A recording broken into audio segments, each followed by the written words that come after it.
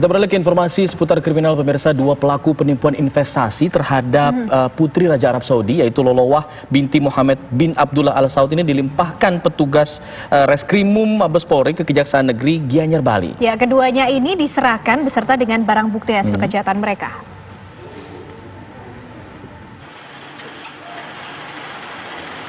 Kasus penipuan investasi terhadap putri Raja Arab Saudi, Lolowah binti Mohammed bin Abdullah Al Saud, mulai dilimpahkan ke Kejaksaan Negeri Gianyar, Bali.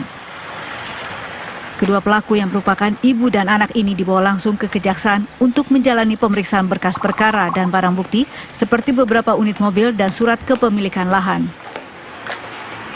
Dalam pelimpahan tahap 2 ini, Kejaksaan Negeri Gianyar telah menyiapkan 3 orang jaksa penuntut umum yang berasal dari Kejaksaan Agung, Kejaksaan Tinggi Bali, dan Kejaksaan Negeri Gianyar.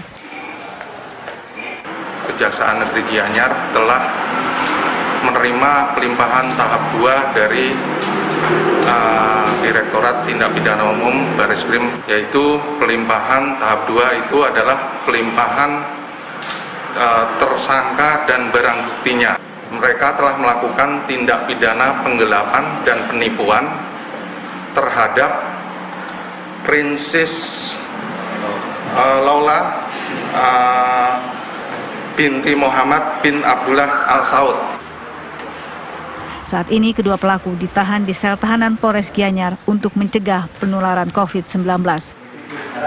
Dari Gianyar, Bali, Alfani Syukri, TV One mengabarkan.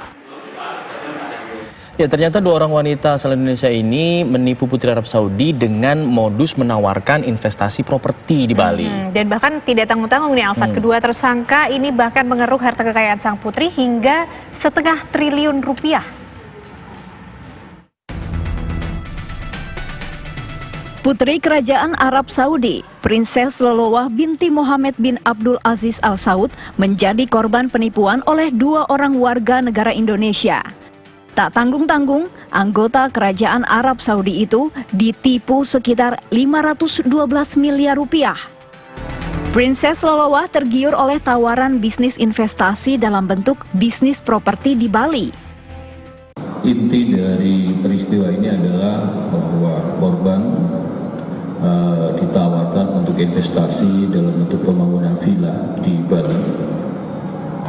Berdasarkan tawaran inilah korban melakukan pengiriman sejumlah dana dari korban langsung kepada rekening tersangka pertama tadi. Jumlah total dana yang dikirim oleh korban sekitar 36 juta US dollar lebih.